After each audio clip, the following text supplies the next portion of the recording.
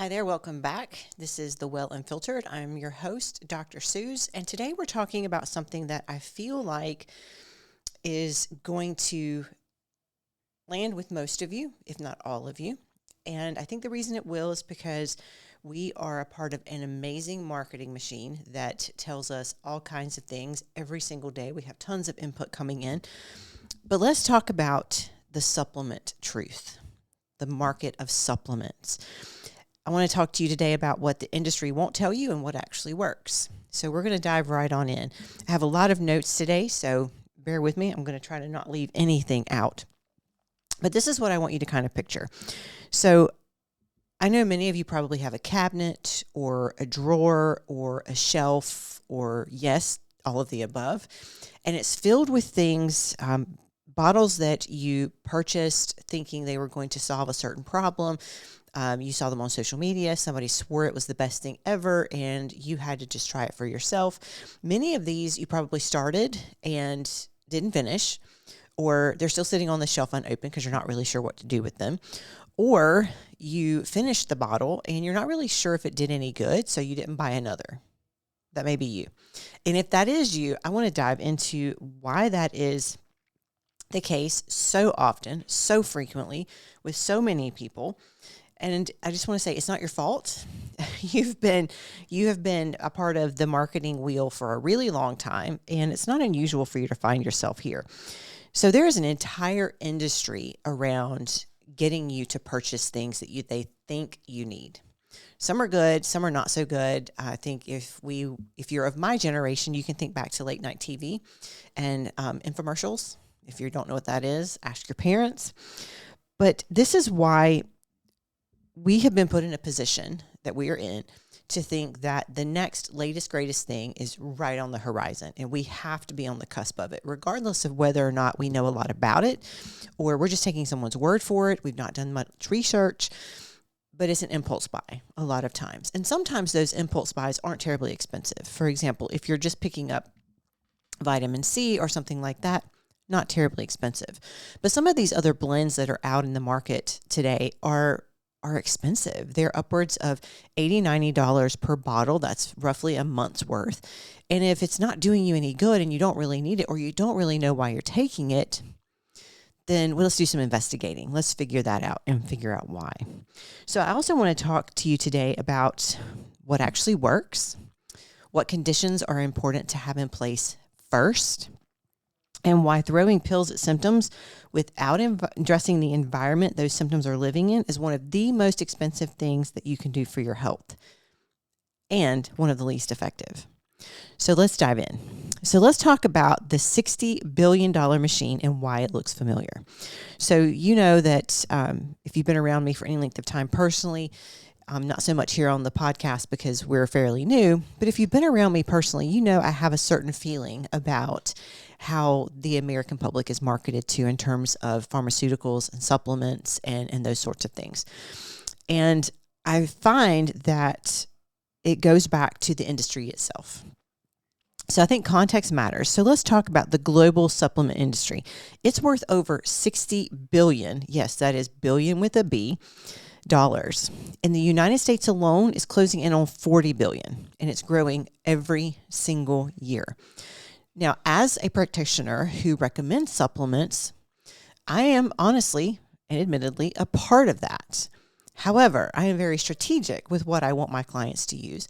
We don't just throw things and see what sticks.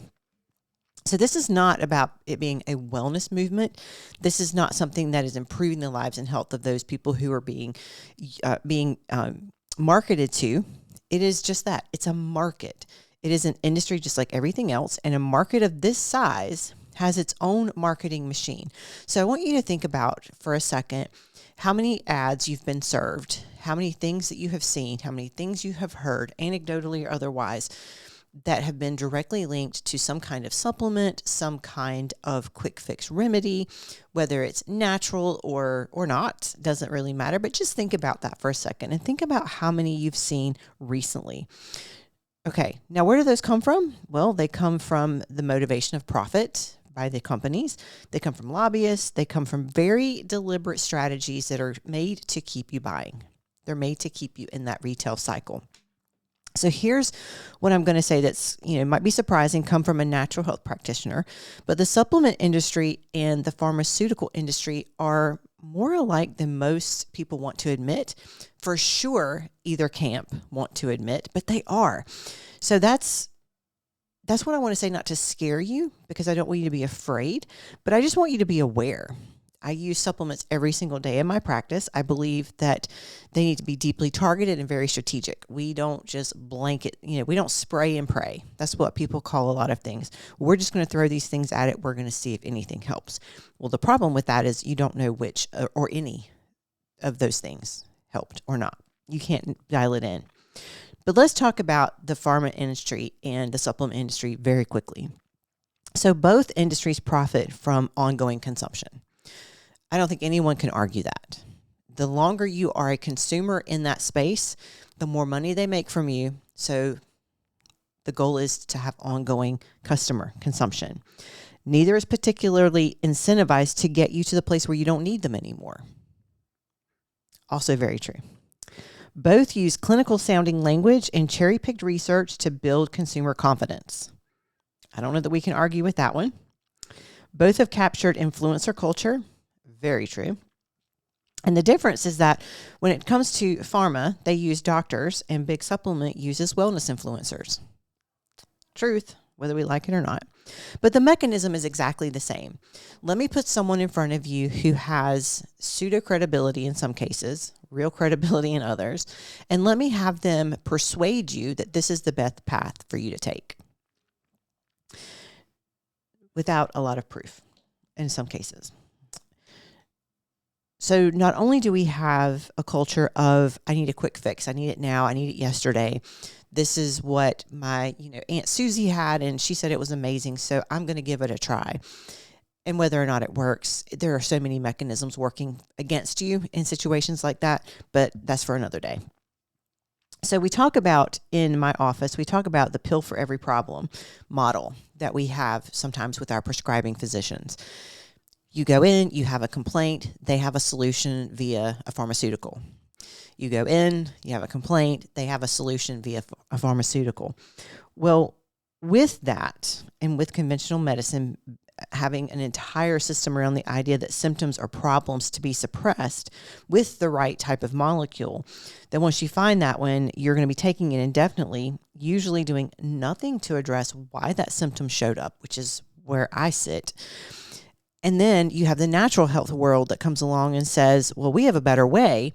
But in many respects, it's very much the same. Client comes in, they have a symptom. We have a supplement that can help manage the symptom. But we never really discuss where that symptom is coming from. We're treating smoke, but we have no idea where the fire started. And that's the wrong approach, in my humble opinion. But somewhere along the line, a supplement for every symptom became kind of the norm. It became the thing that you go in to see a natural practitioner, you go into a natural supplement store, you search online, you do all the things. And this is what has been touted, again, through clinical sounding language and cherry pick research, to be the best option for you. But that's where a lot of people's research stops. And that's where I want to really just kind of convict you and say, hey, let's don't stop there. Let's dig a little deeper. Where is it supposed to help? What is it supposed to specifically help? Are there other things that need to be on board with it in order for it to work its best? So one thing that I wrote in my notes, and this is probably going to strike some people really hard, but we traded the pharmaceutical model of a pill for every problem with a supplement for every symptom and called it natural health. And that is, by and large, what has happened in many spaces. It's not a revolution. It's just a rebrand. So think about that. There are so many companies out there right now that started out with great intentions. Natural supplement companies, different places that you can, support and go buy things. But many of those have been bought out by the bigger conglomerates that also support pharmaceuticals. So they've taken their model of money making and continuous customer, and they've transitioned it into the supplement space. That is just a rebrand. So be very careful with who you listen to and what you put in your body. And the marketing machine is extraordinary. Extraordinary. You don't get to $60 billion without having an amazing marketing machine. Now, we are marketed to in so many different ways. And it's so good because it knows exactly what you've been searching for, and it's going to serve you just those specific things.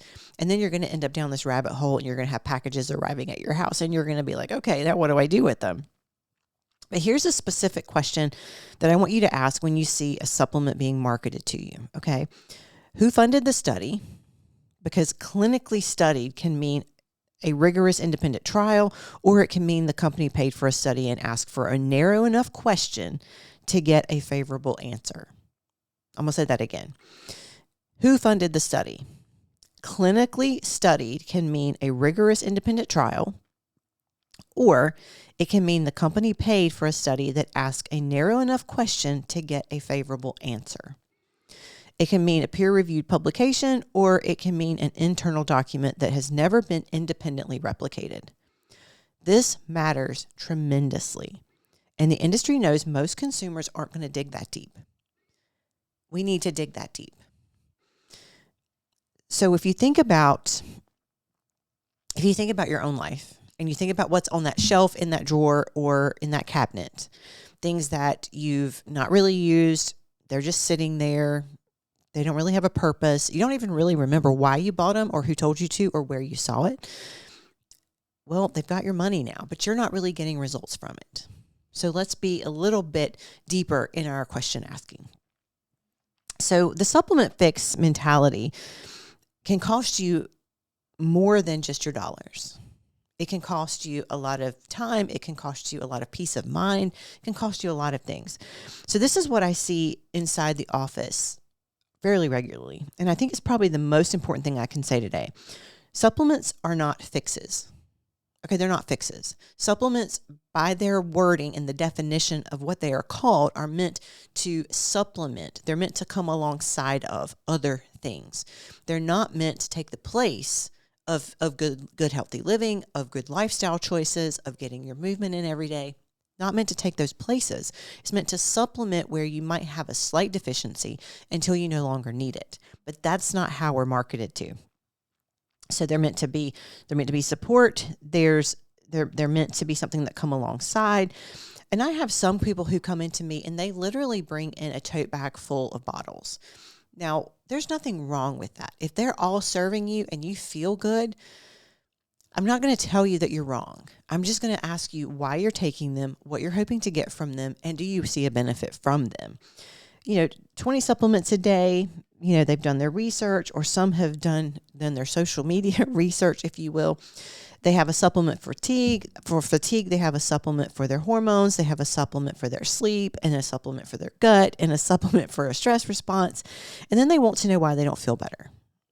And the honest answer is, I have to give them gently but very clearly, is that's no supplement stack in the world that can compensate for a body that isn't ready to receive it. And I think that's where we miss the mark. If your lifestyle is not giving the supplements anywhere to work, they're not going to work. I see this a lot when it comes to people wanting to talk about infusions, and they want to go in, they want to have a glutathione infusion, or they want to get the Myers cocktail, or they're exploring taking NAD. And all of those have a great history, and they're very good. But if your body isn't ready for them, you're not going to see the benefit you're looking for. So make sure that your body is ready for what you're trying to give it.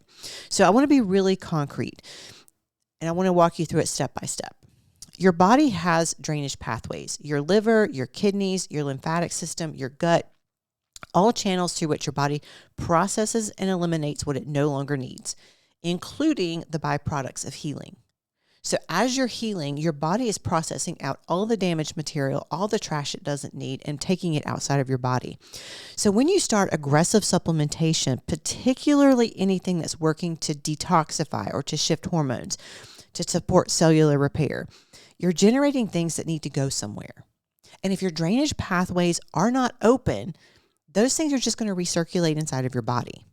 That's gross, guys. Like you're recirculating trash. So you've got to, think about it in terms of they're going to contribute to the toxic load your body is already trying to get rid of. I hear this fairly often. Well, I did this cleanse. I found it online. I did it. I felt like trash. I quit. Well, did you do anything to open up your drainage pathways prior to starting that detox or that cleanse? And they look at me as though I'm crazy. And I'm like, okay, well, there's my answer. That's why you felt so bad. All of those things that you were trying to aggressively get rid of had nowhere to go. So they just sat and recirculated, and they contributed to how you felt. So as you're thinking about anything in a situation like that you've ever had, you blame the supplement. You didn't blame your body, or you didn't blame yourself for being ill prepared. You blamed the supplement. So a little bit of misplaced blame there. But the issue here is sequencing. Your drainage pathways have to be open prior to you doing anything high level in your body that is going to require the trash to be taken out somewhere. If it doesn't have anywhere to go, it's just going to sit there. I want you to think about this. Like, we live in the South. We are in North Carolina. Summers here are hot. And if we have standing water anywhere for a long period of time, it starts to smell because the things in it have nowhere to go. It's just going to sit there and recirculate in its own trash. It's awful. Your body does not function well like that. So this is why in my practice, we don't ever jump straight into exciting protocols. They're never exciting, y'all. I'm sorry. They are so boring. But we start with things that are not like NAD infusions or Myers cocktails or aggressive detox or anything like that. We've got to do the foundational work, and we've got to do that foundational work for a period of time to make sure your body is ready and able and prepared to do the other things that we're getting ready to ask it to do. NAD is extraordinary. Genuinely, it is extraordinary. But if your mitochondria are buried under cellular debris and your liver is already working overtime, your gut's compromised, you're pouring a powerful catalyst into a system that isn't ready to use it. So you're not going to see the benefit that you're hoping to see from it. And you guys, NAD is not cheap. So we want to make sure that we're being responsible with how we're spending as well. So what has going to be the thing that happens is your body isn't ready to use it. At best, it doesn't work. At worst, it makes you feel significantly worse than when you decided to start it. And then you'd make the decision that protocol clearly didn't work for you. But really, the timing was what didn't work for you. So we've got to be mindful of that. And then there's the lifestyle piece, which I will say as plainly as I possibly can. A supplement cannot fix what a lifestyle created.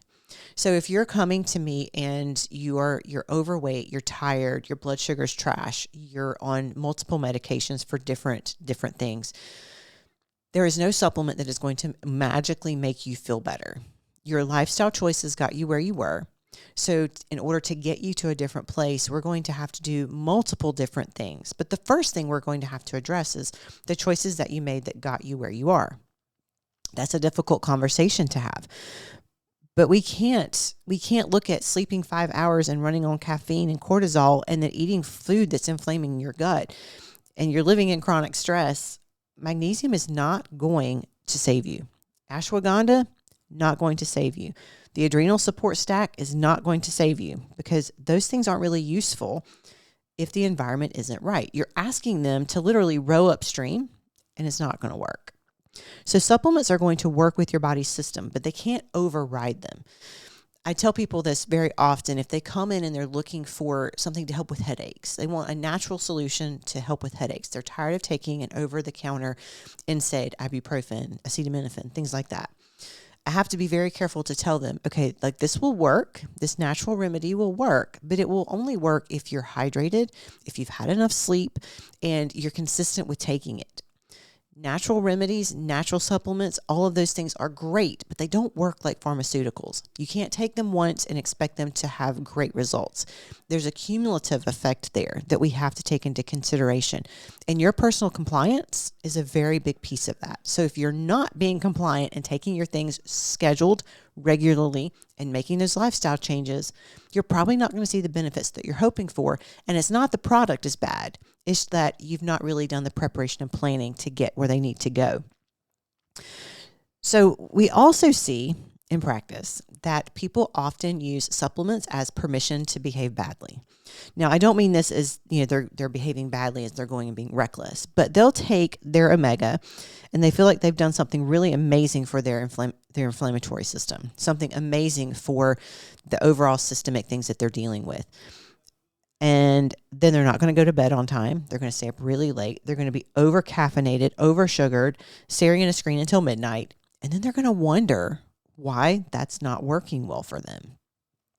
Well, it's because that omega cannot undo all of the things that you just did. It doesn't work that way.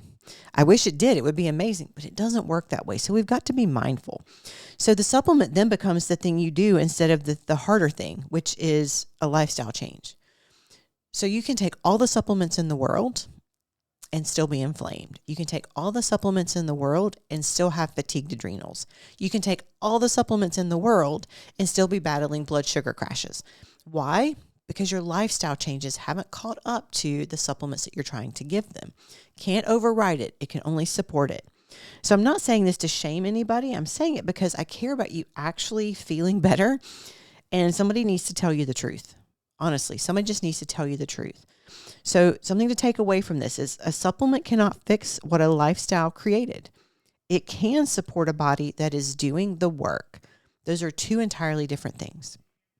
So be mindful. So there's one last thing I want to name, and this one is uncomfortable for some people in my field, but it's quality. Not all supplements are created equal. The raw material sourcing, the bioavailability of the form that's used, the manufacturing standards, the stability of the finished product, these all vary enormously across the industry. A magnesium glycinate from a practitioner grade brand and a magnesium oxide from a big box store shelf are both called magnesium, and the average consumer doesn't know the difference. But they're not the same thing. Your body absorbs them differently. They do different things. The price difference between them is not just a markup. It has everything to do with the genuinely different product and the quality that you're getting. A lot of people will say, I'm on a budget and I need to be mindful, which I respect, absolutely. But I also encourage them to please do not buy your supplements from your corner drugstore, from a big box store, or online from retailers that can't verify the authenticity of the product. Buy them from a practitioner, buy them from that practitioner's online dispensary, but please be careful of where they're coming from, because cheap does not always equal the same thing as you're getting that you may pay more for. We want to make sure that the potency is correct, that the authenticity is there, that they have a COA, which is certification of authenticity, where somebody's actually gone in and said, hey, this is actually what's in the product. What they say that is on the label is actually what's in the product. That's really important, because you could say, well, that supplement didn't work for me. Well, the reason it may not have worked because it could have had very little of the bioavailable active product in it. So we have to be mindful of that. Your body is going to do amazing things when you give it all of the resources that it needs to do those things in. So let's talk about what actually works and how to supplement like a practitioner. So if we know what doesn't work, we need to figure out what does. I don't want to leave you with a pile of problems and no path forward. That's never the goal. Never the goal. So I use supplements every day in my practice. I personally take them myself. I believe in them. I just believe in them strategically. There have been times when I have taken many and times when I have taken very few. But using them strategically, not reflexively, not reactively, is the best way to do it. So I want to walk you through how I actually think about this. So the first principle is foundation before intervention. Before we add anything, we ask, is the body ready to receive it? Are the drainage pathways open? Is the gut moving? Is the liver supported? Is the lymphatic system flowing? Are there foundational deficiencies that need addressing before we start anything more targeted? This is not exciting. It is incredibly boring, but it's not the stuff that I'm going to put on social and be like, hey, I found this new amazing protocol. It's not that. It's really boring, but it's foundational. The foundation of your house, pretty boring, but if you don't have it, you don't have a house. So we have to build that first. And this is honestly the difference between supplementation that works and supplementation that doesn't. You got to build the foundation first. Everything else is going to go on top of that. I recently had a new client come in and we are deconstructing their protocols first. We pulled away anything that was over the top, high level, and we really bumped up the foundational structure. And I received a message from them just the other day and said, okay, what are we adding in next? And I was like, nothing for now. we're going to keep doing what we're doing. And I feel like sometimes people think that that is too slow, like they want to move faster. But here's what I want you to remember. And I got this from a very wise person. And he said, slow is steady and steady is fast. And I have to relate this back to that. Slow is steady. Slow progress is steady progress. And over time, that steady progress is going to get you there faster. We're not going to be hit or miss. We're not going to be throwing things at the wall, see what sticks. We're going to be very, very strategic in how we move everything forward. So the second principle is test, don't guess. So I know this always isn't accessible to everyone. It can be cost prohibitive sometimes, but I would really encourage anyone who has not had a full panel of labs done in the last 12 months, go get them done. Just know where you are. They may not tell you anything that you're seeing as useful, but it gives you a benchmark. It lets you know where you are right now. And if you're feeling amazing right now, even better time to go get them done. Because when you're feeling good, we love to know where you are, because then we have something to target to get back to. So whenever possible, I want to know what's actually happening in your body before we start adding things into it. What are your actual levels? What does your gut microbiome actually look like? What are your hormone patterns? Very specifically with women, this is really important. The supplement that's right for one person's thyroid situation may be exactly wrong for another. So we need to know where you are. And without knowing where you're starting, we're essentially throwing things at a wall. And that's really challenging. It's expensive, and you might end up with 20 different bottles and no better results. So test, don't guess. And the third is quality over quantity. Every single time. I want 5 high quality, bioavailable, appropriately dosed supplements that are right for your body, because they're going to do more than 20 mid-grade products that aren't well absorbed or aren't the right fit for your specific needs. More is almost never the answer. And I know that goes counterculturally, but more is almost never the answer. Strategy is the best answer.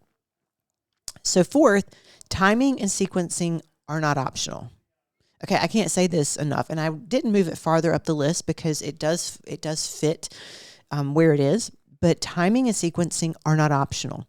Some supplements compete for absorption, and they should not be taken together. Most people aren't going to know what those are. They're not going to know what to keep apart, what to combine, what to do differently. And they're going to get frustrated because they're not seeing the results. Some are better with taking with food, some without. Some need to be cycled rather than taken continuously. Some, particularly anything working on a detox or cellular level, need specific preparation before you start and specific support while you're doing them. If you're not getting that specific support, it's going to feel awful and you're going to feel like it failed, but really it's that your body wasn't prepped for it correctly.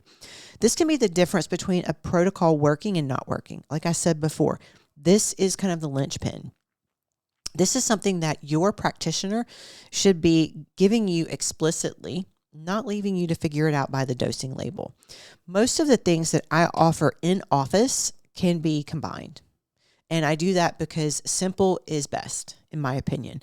Now, once we get to more complex things, I'm going to give you very specific instructions on how the manufacturer recommends these be taken, and then how they need to be timed around the other things that you're already taking.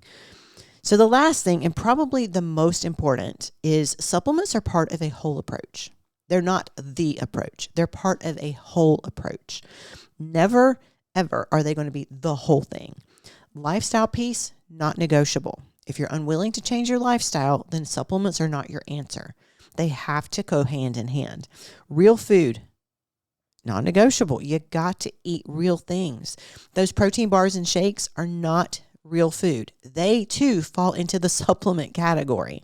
You got to get sleep. If your body isn't resting, then your body isn't repairing. If it's not repairing, it's just recirculating all that empty trash. You got to move your body. You got to move it, and that movement needs to be something you enjoy rather than something you dread. Don't like going to the gym? No problem. Take a walk. Don't like swimming? Not my preference. Then don't do it. Don't put yourself in a situation to move your body in a way that you don't like. It's not sustainable over time. Be mindful of that. You need to have stress that is actively managed. Does that mean you don't want stress? well, I think avoiding it completely is impossible, but you want it managed. You want to be able to discern what is good for you, what is not good for you, and need to know what to eliminate and what to delegate. Get it off your plate if it is not serving you and creating stress for you. If you're the only person that can do it, find ways either to automate it or to make it manageable in a way that it's not affecting your overall lifestyle. Relationships and community, faith, meaning, all important. If you're not getting those things fed, I call them primary foods. They're non-nutritive. You don't put them in your mouth and chew them and swallow, but they feed you and they need to be a part of your daily life. So not all supplement stacks are going to replace those things. Okay. Like we can't replace poor sleep with a supplement. We can't over caffeinate ourselves to the point of overcoming, a sequence of bad sleep. Okay. It's just not going to work. It's not healthy. It's not good for you. What we want to do is we want to create an environment that is going to place our body in the optimal position to receive what we're giving and actually do something with it so that we see the benefit. And we want to make sure that you have the right relationship between your supplements and the rest of your health practices. So supplements should never be the only part. I just said that. I'm going to repeat it. Supplements are not the only part. They are a part. They are not the only part. Whenever you're evaluating a supplement, and this is any supplement, ask these questions. What is the evidence-based? What is the actual evidence base and who funded it? Very important. Is this the right form of this nutrient for bioavailability? Especially important with things like magnesium. Is this the right dose for my body weight and my specific situation? Very important question. Is my body currently in a state where this can be used effectively? And what am I doing in my daily life that is going to support or undermine? Very important to go both sides. The supplement is what the supplement's trying to do. These are going to save you hours, days, weeks, months of frustration and a lot of money. So in closing, I want to say something very clearly, and this is not me saying I'm anti-supplement. Again, I told you already, I use them daily in my practice and I personally take them. Depending on the season of my life, my training schedule and things like that, it will be more or less depending on what my body needs in order to function optimally. But I don't just throw things at a wall and see what sticks. I test, I address, I change, I shift, and I do what is best for me in that particular season. So I don't want you to walk away from any conversation that I have thinking that the answer is to throw everything out and start from scratch. I don't think that is the best way. I do, however, think targeted, strategic, well-sequenced supplementation is probably one of the most powerful things that you can do for yourself. But again, it has to be targeted, has to be strategic, and it has to be well-sequenced. Otherwise, it's not going to be the best for you. I am very pro discernment, like I mentioned. And what we want to do when we're looking at discerning what is best and discerning what needs to come next is making sure that we're asking the right questions. I tell my clients all the time, before you go out and buy something I don't recommend, then I want you to ask me the question, is this good for me? And then I want you to tell me what you're hoping to get from it and what you would be taking it for. I'm going to ask you questions back.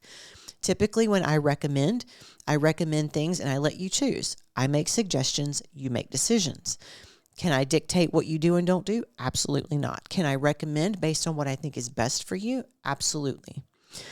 So your body is not a garbage can with good intentions, okay?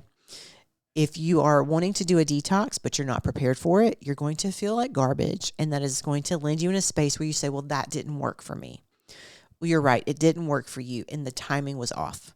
But that doesn't mean that it won't work for you if tried appropriately again. And that's another place I think we need to be very honest with ourselves and say, did it fail because I was just not prepared? I wasn't foundationally strong? Or did it truly fail? Because it's hard sometimes. I get that often. So I want you to ask questions, and I want you to look at things as the answers to those questions don't mean that you're saying you doubt it or that it's going to fail or that you don't have faith in it. It's just saying, I want to make sure this is the best option for me in this space. But your body is not a garbage can for good intentions. You can't supplement your way out of a poor lifestyle choice. So if the promise of strategic supplementation done right sounds really appealing to you, then I would encourage you to reach out or at least do your own due diligence in everything that you're doing. And one of the things that I offer to all of my clients is a supplement review. Bring everything on your shelf in. We'll dial it down to what is the best for you to have at the moment, and then what might be better served if we wait. You don't have to throw everything out and start over. You can certainly start where you are, which is another very important thing. But I want you to think about this in terms of motivations and expectations. So what is motivating you to want to supplement? And then what are your expectations of that supplement? If your motivation is a quick fix or to cover up a symptom or to manage a symptom that you've not addressed through lifestyle choices, I'm going to strongly encourage you to not do that supplement at the time, because your expectation is going to outweigh the ability of that supplement to meet it. And you're going to feel like it didn't work, which is going to then kind of give you a sour grapes kind of thing moving forward. And we don't want that. I want you to stay open-minded to all options as you're working through it. But again, ask the questions and manage your expectations correctly. If your foundation is not strong, then your supplementation stacked on top of that is not going to work well for you. So I thank you again for sitting and listening. If you've got questions, please reach out. And I would love for you to share this with someone that you feel like it would be helpful to. Have a great day.